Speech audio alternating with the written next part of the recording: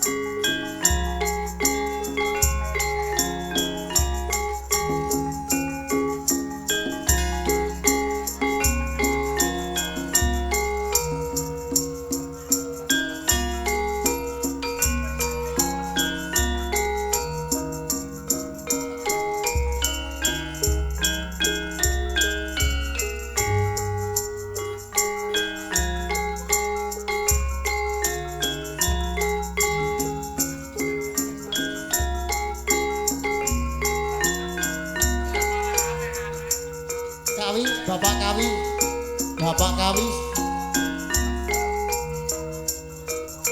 Oh. Nggih, Pak Kawi mboten wonten wong jebul sarene kok. Lho iki Sukas. Sukas kok.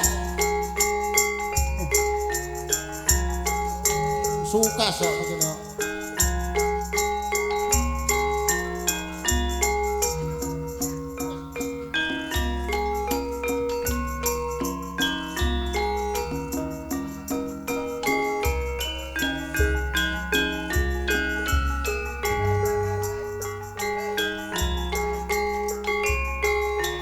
Suka sing munggah ana.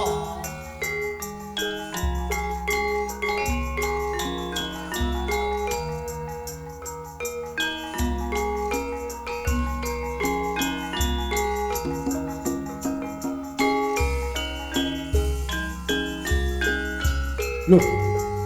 Racu kok medhun. Oh, ganti repi. Oke. Oh.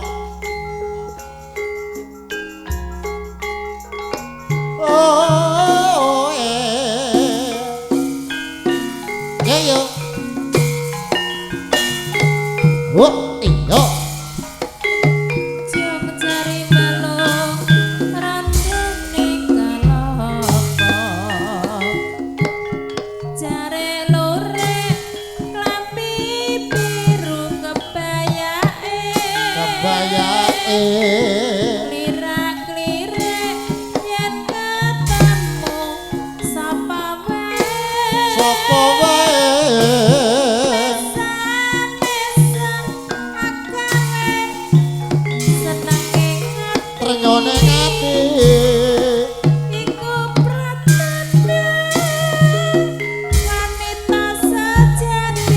wanita sejati pria kang ora gemati ora gemati wanita kang asam putih asung uji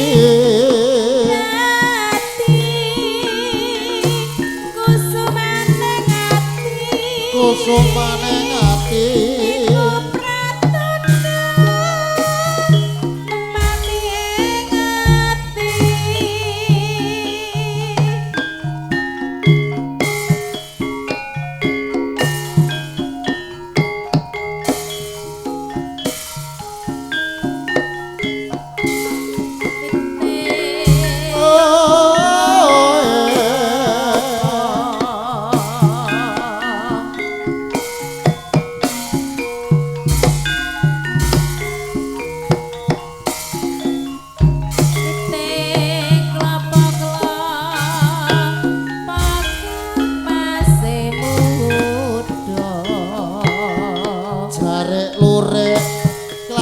biru kebayake sing do tayub lirak-lirik nek ketemu karo jogete mesam-mesem agawe trenyone ngati iku pratandha seniwati kang sejati sapa to priya kang ora gemati sapa to wanita kang asung uji dadi kusumane ngati iku kang dadi memani ing ati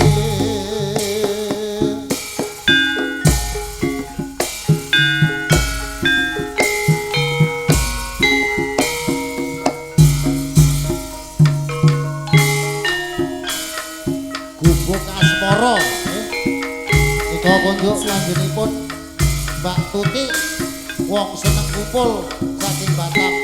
Nah, dipun aturi gubuk asmara.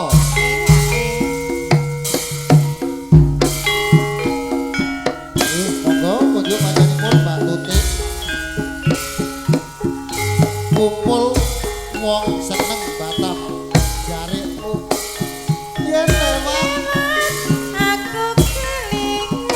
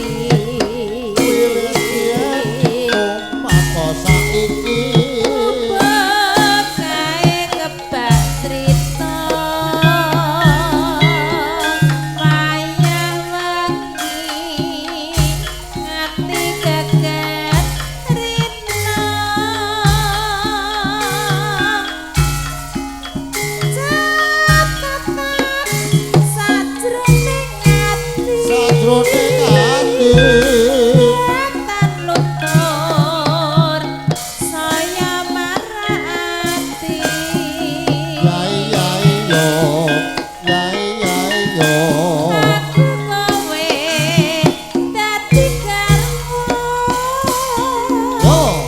margeret ning gubuk asmara.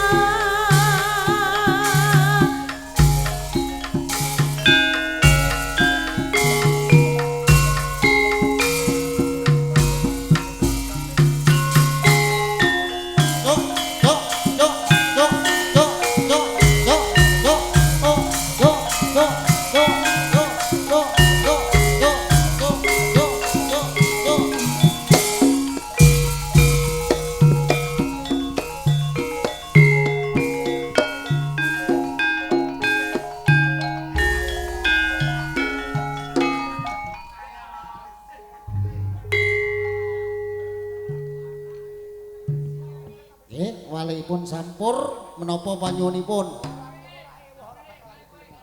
Karek aku, nggih. Nggih, sak metune. Nggih. Nggih, Mendung sore.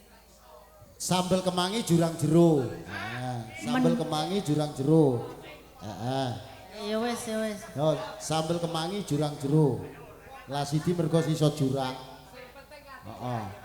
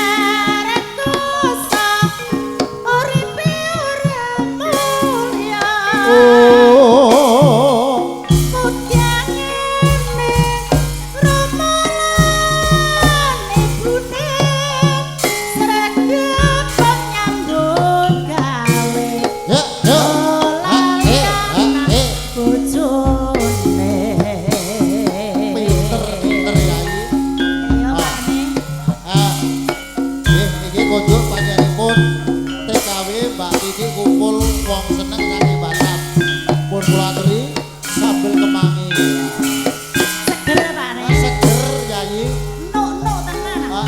Ora kaya Bubone Karsini. nek bumbone sambel kemangi rana.